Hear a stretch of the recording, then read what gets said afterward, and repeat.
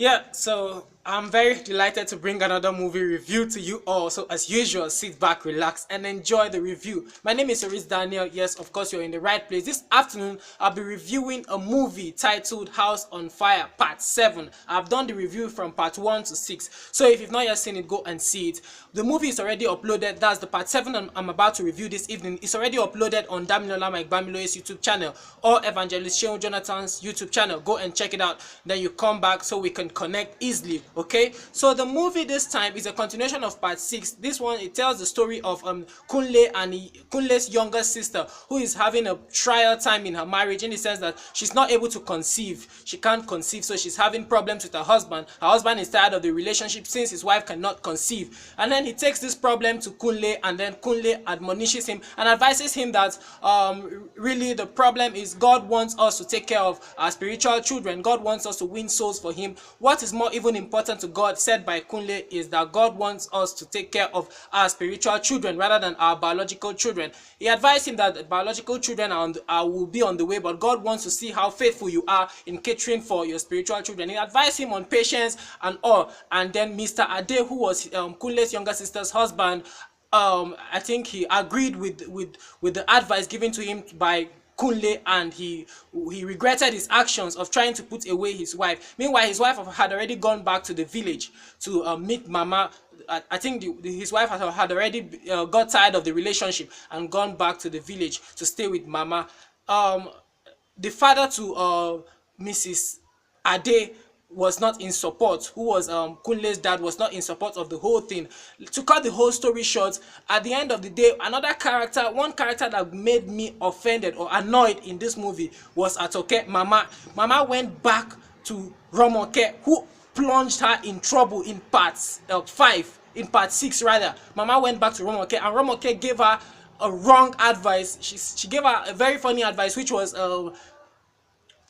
she said this, and it was very funny. She said Jesus Christ cannot do all things at the same time, so he appoints other small gods, god of fire, to go and do certain things for him. And then Atoke took that advice and went back to witchcraft. She went back to source for power, to source for babies from witches. And then when she went, unfortunately for her, the goddess she went to is related to the Baba who had died because of her in part 6. And then the boy to Baba, seeing her on the way, reported this to the goddess, and then the goddess and the boy had this plan to deal with her. You understand? So Mama was attacked in the dream, and Mama couldn't talk. Mama was convulsing. She couldn't talk rather. Mama couldn't talk. Mama was a kind of convulsing, sort of. So at last she was finally I think Kunle and Yabo prayed with God's tiny, with the tiny intervention of Kunle and Yabo. Mama was saved from the hands of the devil. So that's all I'll be telling you about the storyline. Go and see it. It's a very beautiful and powerful one. I must say part 7 is the most interesting out of the series. I can say that. You can say part 1, 2, they are comical, but part 7 has serious message and also comical. So I think part 7 is very, very interesting. The message is more powerful, more strong and sound. You can learn lessons from part 7 than even the other parts of House on Fire. So go and check it out, and then let's discuss in the comment section. Straight up to the things I love and things I did not like about House on Fire part 7. Things I love: the storyline, the script was great, awesome, beautiful and powerful message. Acting by Atoke, that's the next thing I love. That Mama can act. That Mama is legendary when it comes to acting, and I enjoyed the way she interpreted her role perfectly and excellently, especially the deliverance scene when Kunle and Yabo were praying for Mama. The whole thing looked and seemed so real. So that Mama, I wish I had an award to present to the Mama playing Atoke. She did a great job. Also, it ended well. It ended well. I was satisfied the way part 7 ended. Some kind of films, when it ends, you'll be like, what happened to this? What happened to that? Is that all? Why did it end like this? So this one ended well, and I was satisfied with the way the whole the part 7 was wrapped up. Also, the set design was well managed. I mean, you could see that they took time. The attention to details when it comes to set design was taken care of, in the sense that no pictures of other people were on the wall which were not for the family. No pictures of other people on the wall. I could tell that they really paid attention to detail in the set design. Those were the things I love about House on Fire Part 7. Straight up to the things I did not like about House on Fire Part 7.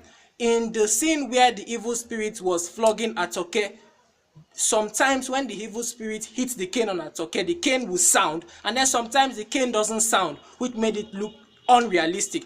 You hear something like "pow," and then the cane doesn't sound again. Then you hear "pow" again, and then the cane doesn't sound again. That was a kind of unrealistic. Also, there was a problem with the establishing shot, in the sense that they showed us an establishing shot of a building, and then when the car drove into the house, it was not that same building they showed us. I think that was not well managed. I mean, you could use an establishing shot which is not the building you are shooting in, but it all depends on how you are able to manage it. I just think they were not able to they were not able to manage it well. Also, Pastor asked Mama, what is your problem? And Mama was troubled. Mama that had this problem of her daughter not being able to conceive for over 3 years. Mama said, Pastor, it is nothing wrong. It's nothing much. Nothing much. And I was like, that line didn't support that scene, or that line didn't support Mama's feeling at that time, because Mama was really troubled. It should be maybe, Pastor, there's a serious problem, something like that, instead of Mama saying, Pastor, nothing much. I think that line didn't support her feeling at that time.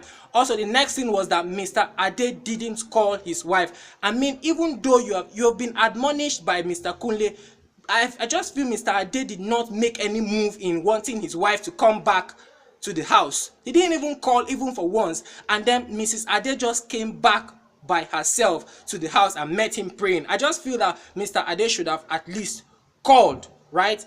Should have at least made a move to call his wife, since Mr. Kunle had even admonished him and talked to him and advised him. Also, the next thing is that I think Kunle is not the right person. He's not in the right place to preach to Mr. Ade, seeing that he's Mr. Ade's in-law.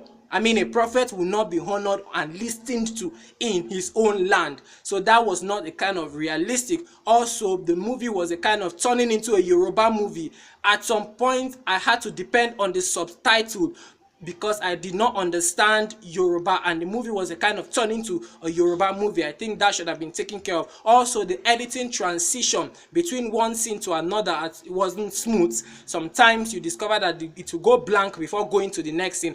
I mean, to go blank as in dark before transiting to the next scene. I think the editing transition wasn't right. Also, the lighting for all scenes were the same, and the camera tone were the same, that we could hardly distinguish if this was a night scene or a daytime scene. Also, I think the shrines were not well designed. I mean, the shrines of the priestess and the shrine of the Babalawo in part 6, they were not well designed.